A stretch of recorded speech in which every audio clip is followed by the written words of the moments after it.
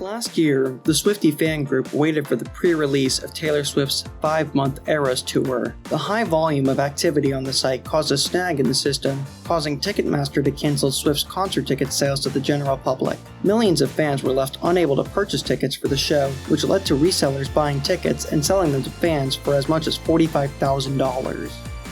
The backlash set the stage for a hearing with the DOJ. Lawmakers took time to reprimand a top executive at Ticketmaster's parent company, Live Nation Entertainment, CFO Joe Berchtold.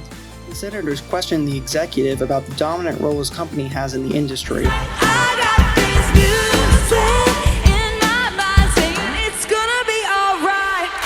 The hearing over anti-competitive practices left the public with insight into the company and about what may happen in the future.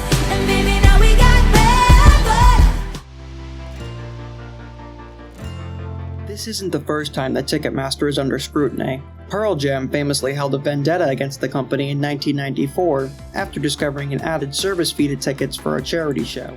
Frontman Eddie Vedder publicly denounced them for what they did and tried to find other avenues to go through.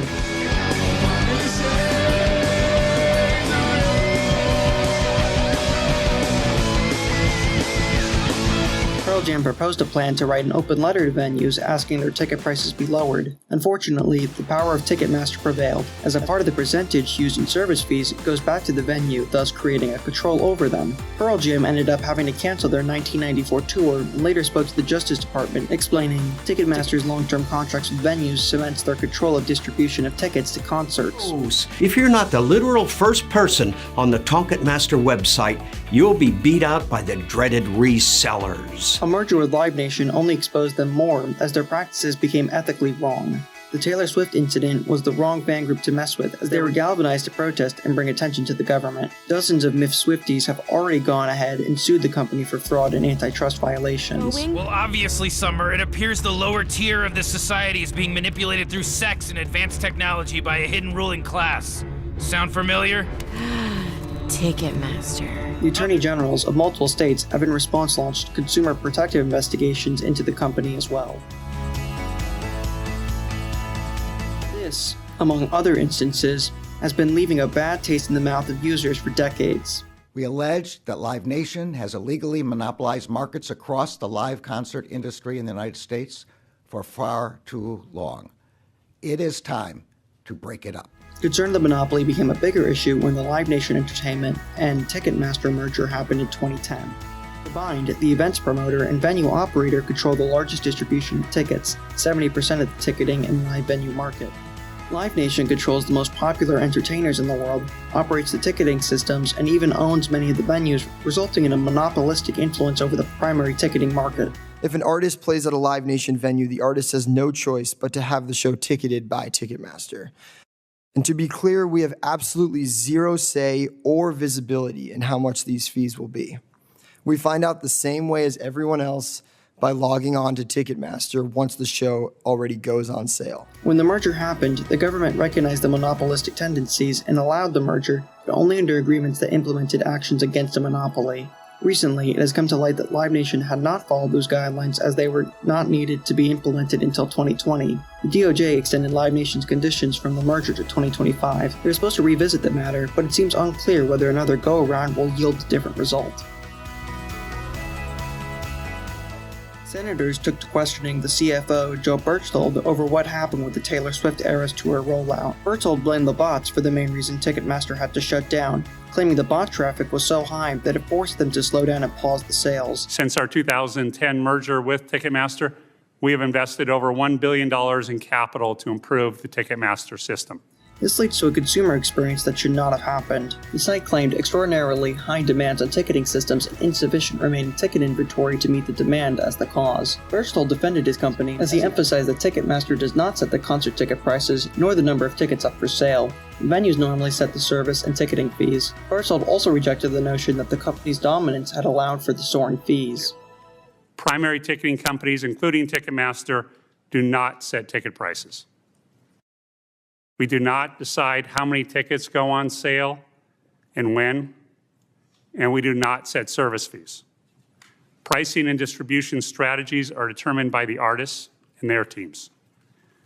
Service fees, even if they're called ticketing fees, are retained mainly by the venues, and their portion of the service fee that Ticketmaster retains has been falling steadily over time. More was revealed about the company's practices through the testimonies of others, such as SeatGeek CEO Jack Brotzinger, singer-songwriter Clyde Lawrence, and many U.S. senators. We would get anywhere, I would say, from 40 to 70% of that $31 on a ticket that you paid $45 for. We'd get, and Ticketmaster gets the rest. The SeatGeek CEO took no time as he urged for the company to be broken up, alleging that many venue owners are scared to lose Live Nation concerts if they don't use Ticketmaster, fear tactics that have been used by monopolies before and put the venues under control of Live Nation. As long as Live Nation remains both the dominant concert promoter and ticketer of major venues in the U.S., the industry will continue to lack competition and struggle.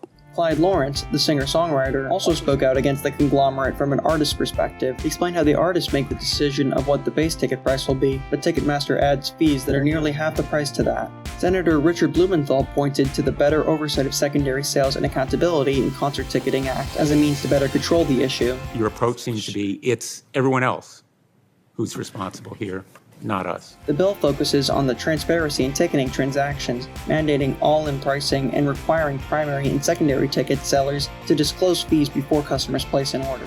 The act would also make primary ticket sellers reveal the total number of tickets for sale to the general public. The DOJ will determine whether Live Nation and Ticketmaster are an anti-competitive monopoly. The committee was supportive of serious action being taken against them, but based on the past, there is a lackadaisical nature when coming to implement plans. It will be up to the DOJ to decide if they break up Ticketmaster into separate entities or allow them to be.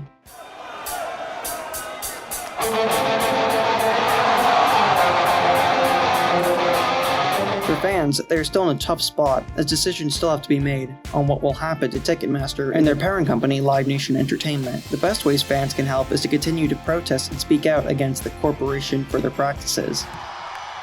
Give me a fucking break. 1 minute left.